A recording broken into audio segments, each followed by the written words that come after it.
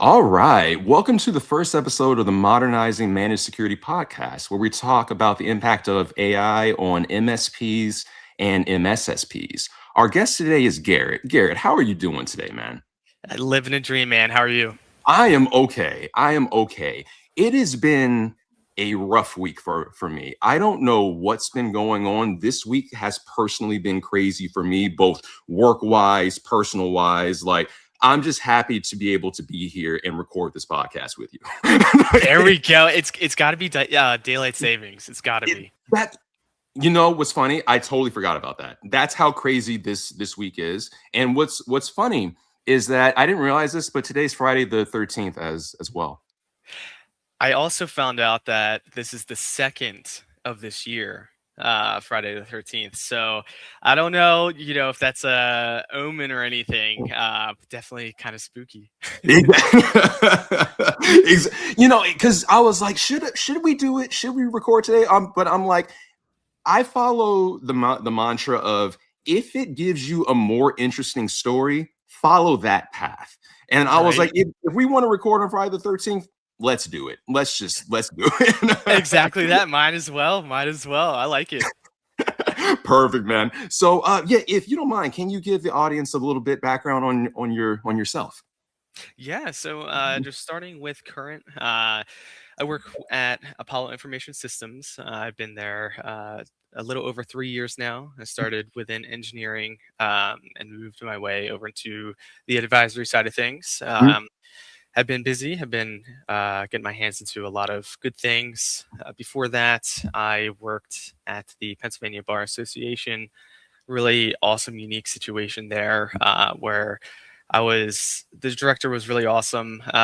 There really gave me the freedom to pretty much do and touch whatever I would like. Right. So I was able to implement a pretty good cybersecurity posture, essentially starting from ground zero at Ooh. that time. Um, Long story short, they were kind of stuck in the 90s Yeah. and bring them up to speed. So a lot of ancient Indiana Jones scrolls, you don't really want to touch a whole lot because they'll crumble. But that was really cool. And then before that, I was doing some things in help desk.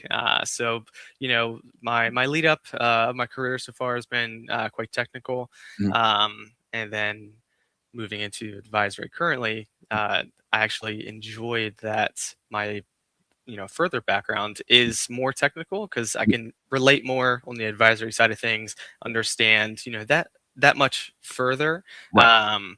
and in my opinion allows me to give better suggestions and help empower others from the advisory perspective. Love it. And what I love about your background is that you started from technical, in this case, engineering, and then you went to effectively advisory, right? Because what ends up Right, happening is that a lot of people go straight to advisory or the more like GRC roles, right? right, And what happens is that they have an idea about cyber. They know what needs to be done, but sometimes they have a problem of, I guess, making their point known or what they want to get done. So when you right. get, so for example, in previous jobs that I've had people from GRC come to me, hey, can you get this? Can you get that? And I kind of have to, I guess, walk them through, like what their request is to kind of really to better understand it, right? Well, yeah, but which is completely fine. I have no issues with that. But the fact that you are already coming from that background, I'm sure it makes it much easier for you. Right, right. Mhm. Because on that vein, that's really when you get into the cross between theoretical knowledge and having the actual experience. Right. It's like if there's like a checklist, let's say you're in an audit situation, of course you can ask the yes or no questions, relatively look at things and so on. Right. But without having the either actual hands-on experience or turning that theoretical into actual experience and knowledge, it really bridges that gap. Yep. And instead of just talking about it, you can get more granular, Yep. put yourself in the other person's shoes. I view that as well with schooling. Yeah. Of course, when you're in college, things of that nature, studying for certifications, Yep.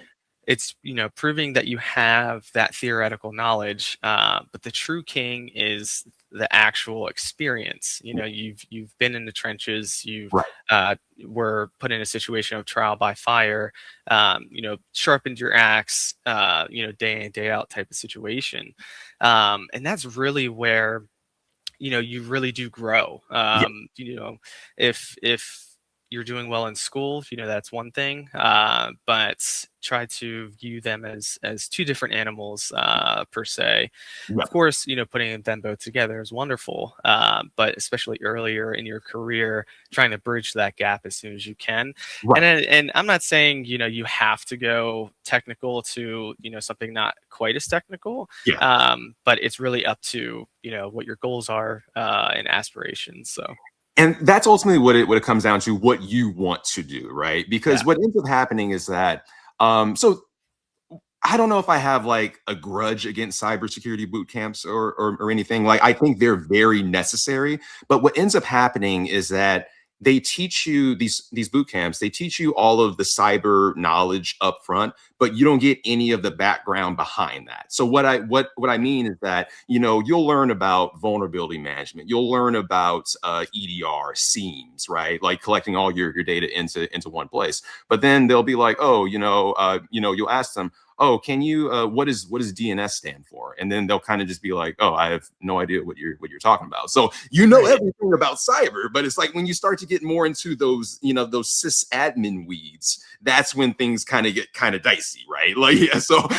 but I have nothing like against them per se. It's just like, it helps when you have like that background knowledge. Like you said, you did help desk, you did engineering, and I know that plays an ultimate part in, I guess, where you are right now. So I'm sure that's, yeah, I'm sure that helps.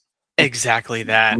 Um, and to that point, you know, it's with that theoretical. Mhm. If you go through a boot camp, you have a good understanding of the ideology of everything. Mhm. The acronyms, the tools, Yep. at what they do. But I think especially with boot camps and things like that, Mhm. you really get exposed if you're in a situation, let's say you get hired on after doing a boot camp, Right. and you're in front of a terminal or a certain tool or something like that, Yeah. and you actually have to, get your hands dirty and perform a certain function. Right. Um, that's where that really gets exposed. And, to go to the point of the, Mm. I guess, linear progression of my career so far, I really do agree with what you said. Starting in help desk, you get a little bit of hands-on with some things, getting in those conversations, and then moving on to the sysadmin, the engineering, things of that Yeah. nature. Getting heavily technical beyond help desk and things like that.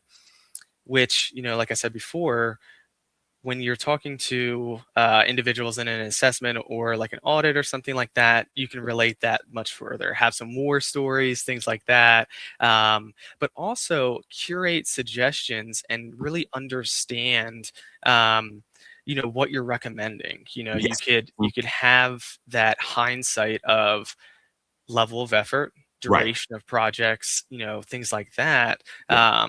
That way, it's that much further to specifically craft the suggestions, recommendations Right. to provide more value to assist whoever you're working with. Exactly. And at the end of the day, I mean, if it makes the job easier, that's all that we're trying to do here. Speaking Exactly. of making the job easier, artificial intelligence. Exactly that.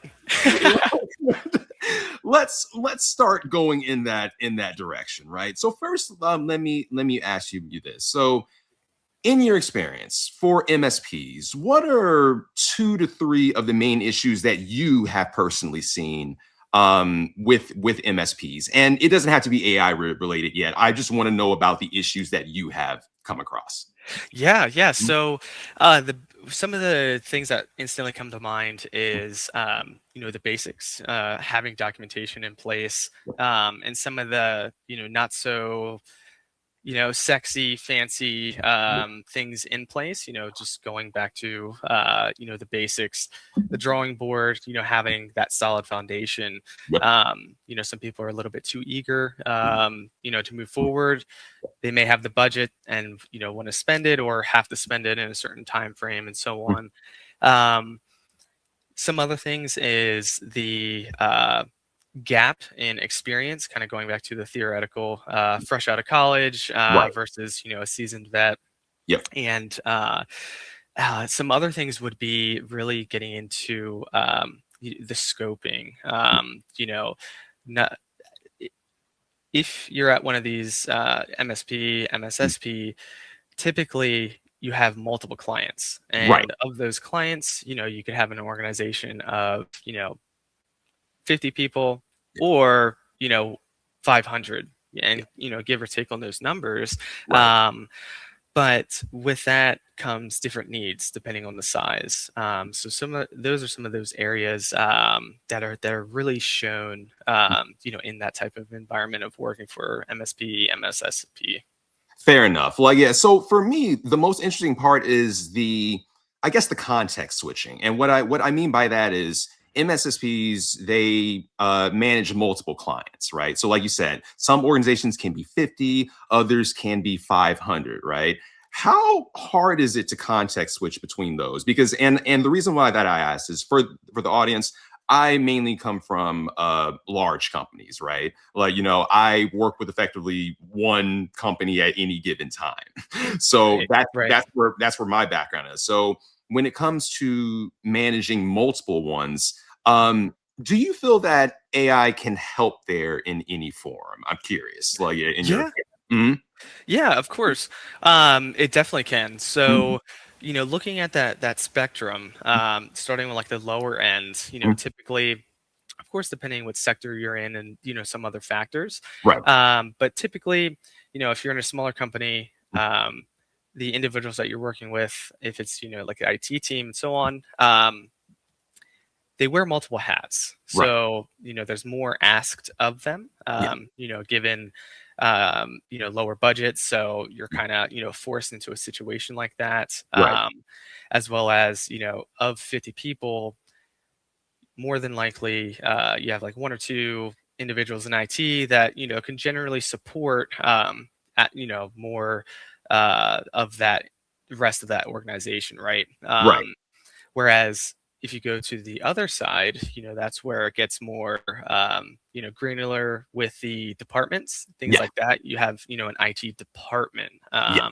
given the more resources, you Mhm. can bring on more people, and then kind of specify out. You could have someone that just works with Active Directory and IM, things like that, and then have Mhm. like a endpoint person, something like that, and so on, right? Right. Um, so with all that being said, on both sides, there's different issues that may occur. Yeah. Starting with the lower, Mhm. with the lack of budget in certain instances, you have to stretch the dollar a lot more than you would if you had, of course, obviously a bigger budget, right? Right. So, starting there, now, of course, staying within the confines of ethics and things like that, adhering to the rules of AI, you don't want to put in Mhm. company information, anything Right. Mhm. sensitive, of course, things like that, right? Exactly. Mhm. But you can use AI as a force multiplier. Yes. So, Mhm. although if you're a single IT person, Mhm. um, you can effectively work as a small team. Yeah. You Mhm. can really deploy AI to do certain tasks for you, or Mhm. just assist you with some of the busy work. Some of the Right. stuff Mhm. that it will just eat up your time, um, and then that way it'll allow you to do other things that are a little bit more important, and so on. On the other side, with that, of course, you can still be a force multiplier, Mhm. um, but you really at that point have to get into more so the rules. Yeah. Make sure everybody adheres to them, Yep. because you might not talk to every person in that company Yep. on like a daily basis or something like that. Right. So it's a little bit harder to control or restrict down of what individuals are doing and so on. Right. And with that, Mm. you can really see potential. So it's kind of shift a little bit. Mm. You can see since AI is new Mm. and kind of like the buzzword, the shiny crystal ball at the moment, Right. as well as relatively kind of like a space race almost with all these data centers and things like that, Right. infrastructure for AI popping up. Yep. It's moving very quickly, Yep. and with that, you really get into the unknowns. Yes. So at a larger organization, as well as small, of course, you can see where there might not be the knowledge of AI. So, of Yes. Mm. course, change creates stress, no matter what the change is, there's a level of stress associated to that. Right. So some people are resistant to it. So you could see, issues where AI doesn't want to be deployed. The director, CISO, Yeah. CEO, whomever, the decision maker might not like it. So you're kind of, at a chokehold right there. Um, but on that same notion, Mm. if you come in and more pro AI, things like Mm. that, you can kind of create that culture shift in that Right. way, Mhm. and go about it in a safe, effective manner. But really teach, learn, and just do the baby steps. Right. Start Mhm. with that documentation. Go back to the basics. Set the rules in place. Set the lanes of like a bowling alley, Yeah. and really just start there. Yeah. But to go back to the small and large organizations, Mm. that's really some of the key points there. You could be a force multiplier, Yeah. um, and stretch that dollar and just improve that efficiency overall. Exactly. And that's really what it comes down to because of the MSP, MSSP people that I've talked to, everyone shares that same story, as in you're expected to do more with less. Right. And it's unfortunate. It kind of sucks. Like, yeah, but the reality is that you kind of have no choice now. And one of the things that I like that you brought up was the fact that a lot of organizations are kind of hesitant on this new technology, and deservedly so. I'm not saying Right. that that's a bad thing, right? But the problem is that you just can't tell people, hey, don't use it. Like don't use AI. Like you can't, force people to do that. They will go around your controls. Like, yeah, or rather Curiosity. your statements, if you just Right. say, hey, don't do this. It's like, no, I'm going to do it because because it helps me do my job better. So why wouldn't Right. I want to use it?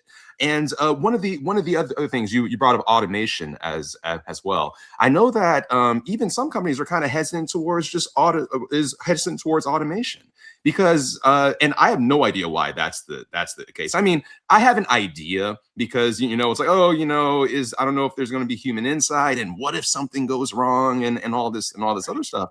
But we as cyber people can't be scared of progress. We have to Right. keep going forward. And if that means learning new technologies, if that means learning how to secure these new technologies, that's kind of what we signed up for.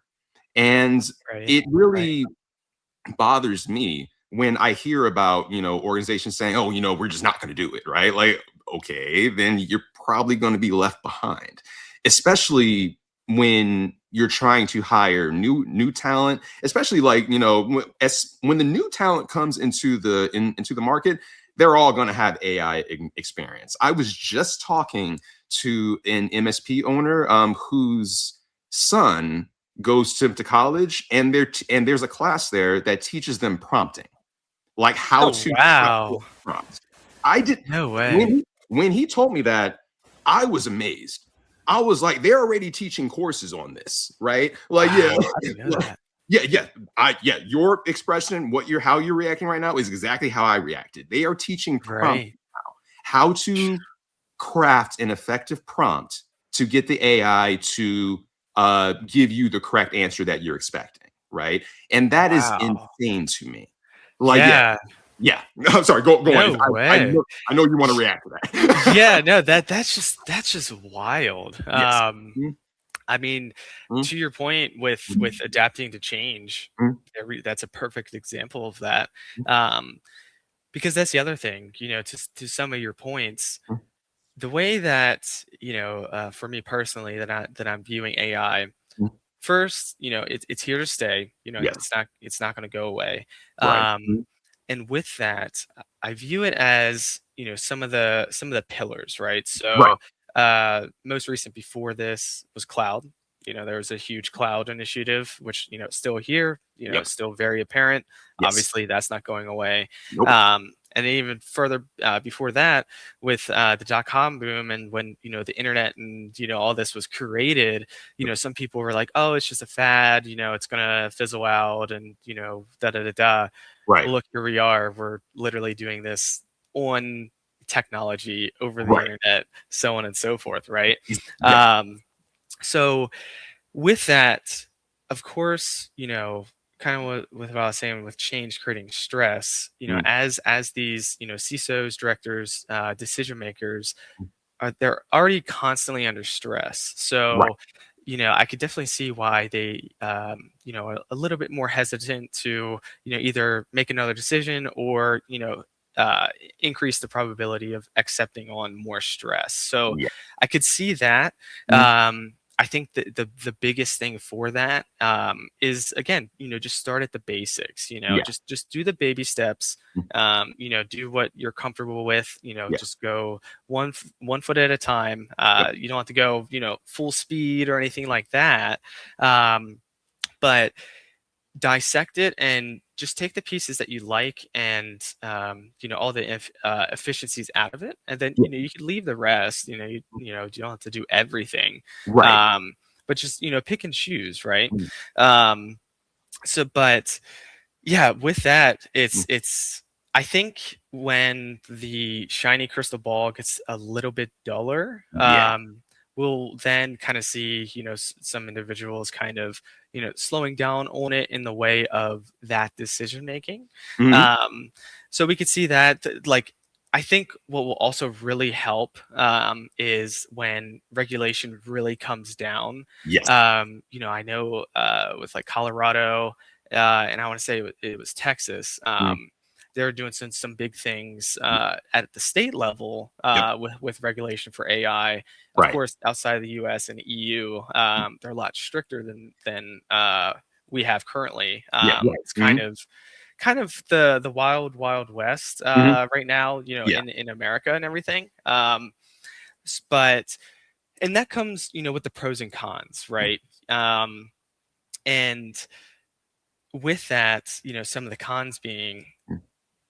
with AI staying on, Mm. on that notion, it would be naive for us as cybersecurity individuals to think that the bad guys would not use it. Right.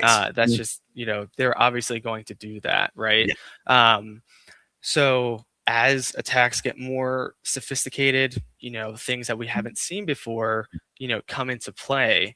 That's really, and I'm a huge proponent of this, Mm. regardless of the scenario. Yeah.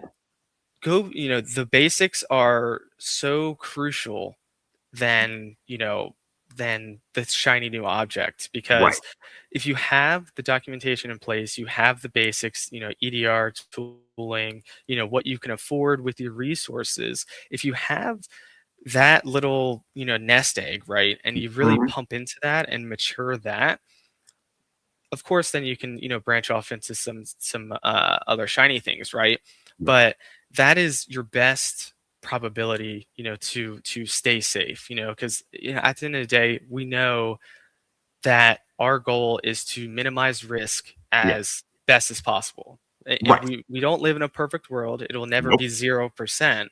Mm. And of course, we're all humans at the end of the day. So, there's errors, from that front, right?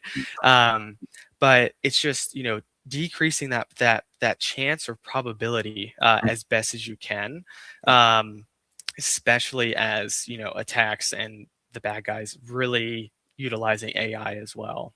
Exactly. And one of the things that I love that you brought up is a lot of, I guess, cyber people, or even just people just in general, think that, oh, AI is going to solve everything. It's not. It's really not. I mean, Right. like, you still have to follow the cybersecurity basics. You still need to know what's on your network, who has access to it. Yeah. Is it externally available? Like, yeah, just cybersecurity 101. Do you have a vulnerability management program? Like, yeah, like, Yeah. can you detect the little things, the basic things, Right. right? And then Right. from there, when you have your fundamentals down, that's when you can start moving to the more advanced things, whether it's red teaming or threat hunting, or in this case AI, for this matter. What I'm saying is, I want organizations to make sure that you still need to follow the fundamentals. No one's saying that AI Mhm. is going to solve everything, but I think that one of the problems is a lot of AI products are marketing themselves as that.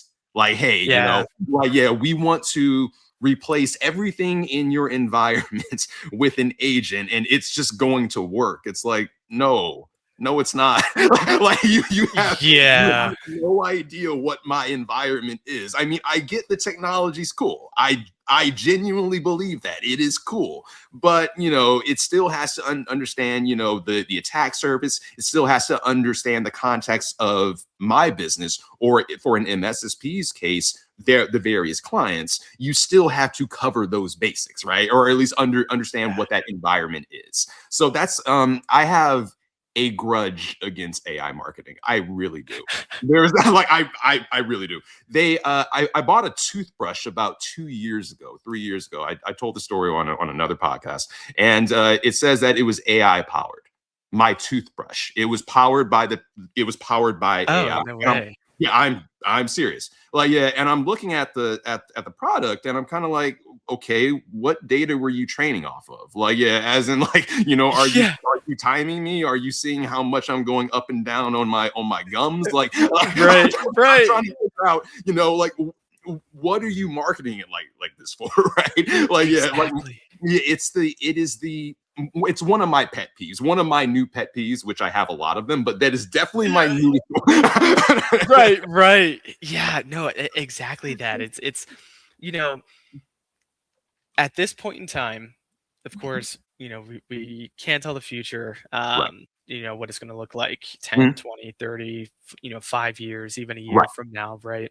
Um, but the biggest thing is, to your point of, especially, for being a force multiplier tool, Mhm. seeing all the, components in your network, making sure all the endpoints are accounted for, things of that nature. Yep. Using it as a tool to assist, Yeah. and Mhm. speed up some of those processes. Now, from the aspect of, like agent based, like doing everything, for you, you don't even Mhm. have to touch it. Right. Of course, there's, at a minimum, you're going to have to refine, tune, and have, some level of human intervention at Yes. some point. Human Um, in the loop is what it's known as. Yeah. Exactly. yeah, Yeah. exactly that. Mhm. Um, and kind of on that Mhm. same vein, Mhm. a lot of people are nervous that AI is going to, take their jobs away, things Yes. like that. Mhm. Now, to some degree, you know, that may be true. For instance, of like data entry, Right. things of that nature, right? Mhm. Um, but once it gets into some of the more complex types of things, you're going to have that human intervention need, the human in Right. the loop, at some point in that process. Yep. Um, Now, on the other hand, 20 years ago, or however many years ago, there was never a job of AI researcher, AI Right. developer, whatever. So on the other hand, it's also creating Mhm. jobs. Right. And as new things come up, issues come up as well. So Yeah. you're going to have the technicians and the support needed to handle that, and so on. Right. So I think it's not necessarily taking all jobs away. It's just shifting, It's and moving. evolving.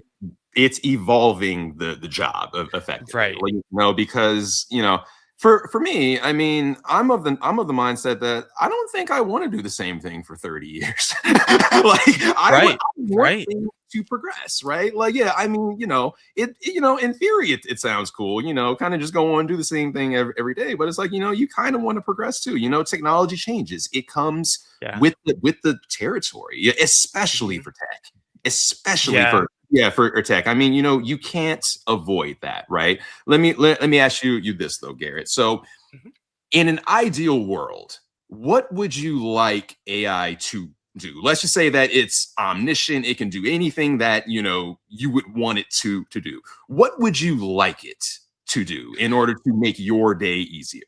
So I definitely stem from the aspect of I would never want to end up in like a Wally, like the movie Oh, Wally situation. Um, like I would not be a fan of AI being able to do completely everything. yes. So I really like in a perfect world with AI, Mhm. it's and in my opinion, we're pretty close.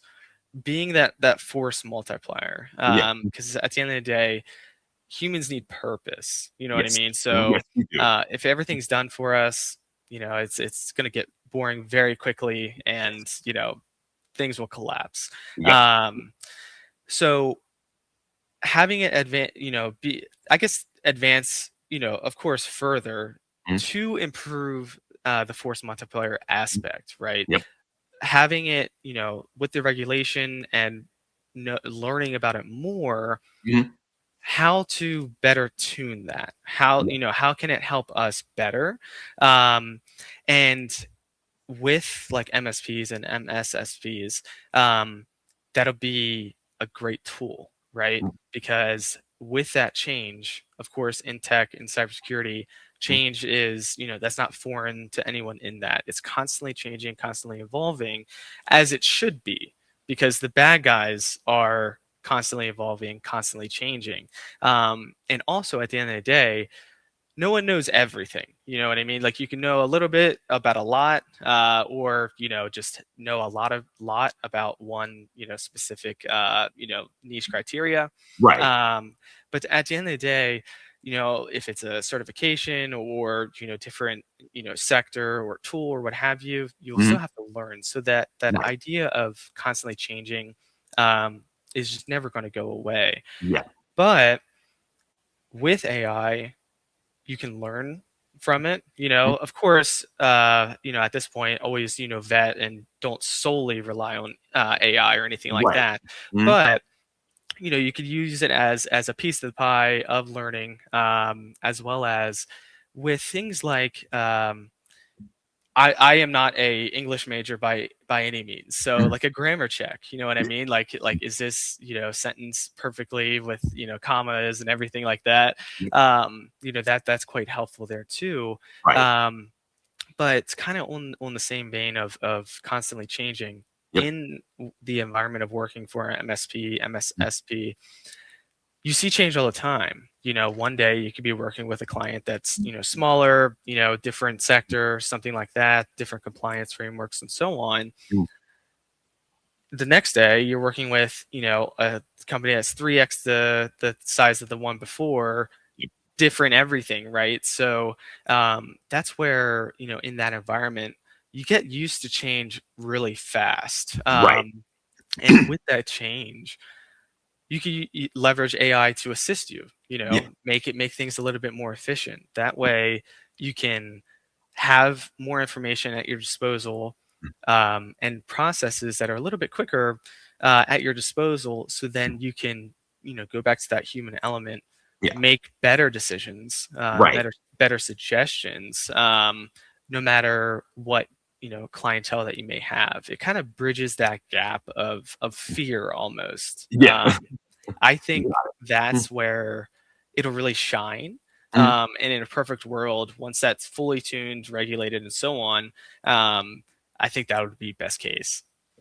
Love it. So, like, yeah. So, and that's what seems to be.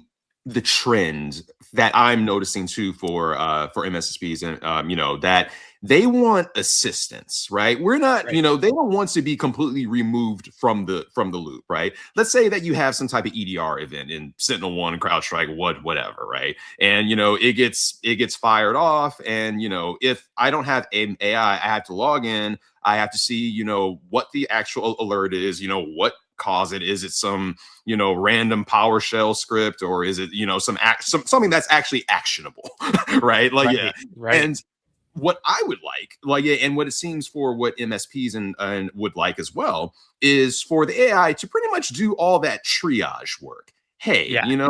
go in there, get the alert, get all the information that you can. Take that information, compare it to what I already have. And what I mean by that is what I have in my SIEM right now, right? Are you seeing this in other places? Can you draw, like any type of connections between this alert and what we already have, right? Is Mhm. there a vulnerability on this server, right? That may have been exploited to cause this alert, right? Give me everything that I can get, without me having to do that, because you are better than that. You are better than me at that. You have all the access to all the data that you need because I gave it to you. So please help me with this. Like, that's what Right.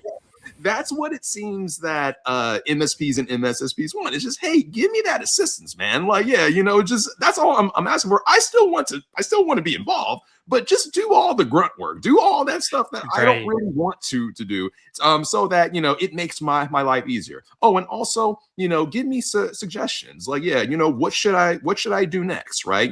If I'm part of the incident response process, are we in the containment stage? Are we in the eradication stage, right? Like, like what should be my next step here? Please tell me. Like, yeah. And I think that's where, a lot of people, or a lot of MSSPs would like to have, especially when you have to context Mhm. switch so many times between different customers as well. But, what are your thoughts on that? Exactly that, Mhm. especially when you're working with a lot of data. Yeah. Mhm. Let's say, with like logs and stuff like that. Yeah. Mhm. Well, would you rather, ask AI, to sift through it with a defined, set of rules, Mhm. criteria that you're looking for, Right. or do you want to sit there and look through every single one and No. correlate it yourself? No, no one wants to do that, right? And that's where that really shines, Yeah. Mhm. because with working with a lot of various clients and things like that, you're working with a lot of information, Yes. and you're working with a lot of different information. So it's Mhm. really easy to, get kind of mixed up with, I don't know, like let's say there's a certain EDR that one client has, and you mistake the other client of having it, and it's Right. just a different name, right? So things like that, it could really help from like an organizational aspect, right? Mhm. And that assisting with decision making. Yeah. You know what I mean? Like, of course, not end all be all, but just give you that leg up. Yeah. Have that in your back pocket. Mhm. That way, you could provide that human element just a little bit better, right? Right.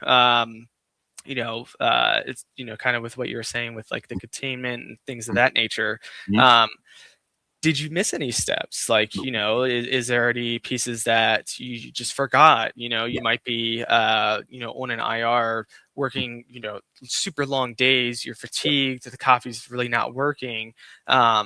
Easily can miss something. Right. And it's, to go back to just being that tool to Mhm. assist. Yep. Exactly. And the most important thing that you brought up there is coffee.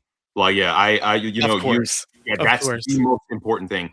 I was scared of caffeine for the longest time. And Were the you? Absolutely. And the reason why is because I interned at a place when I was 18, and everyone in the office depended on coffee. And I was looking at that and I was like, I will never do this. I will never drink coffee. I will never get like this.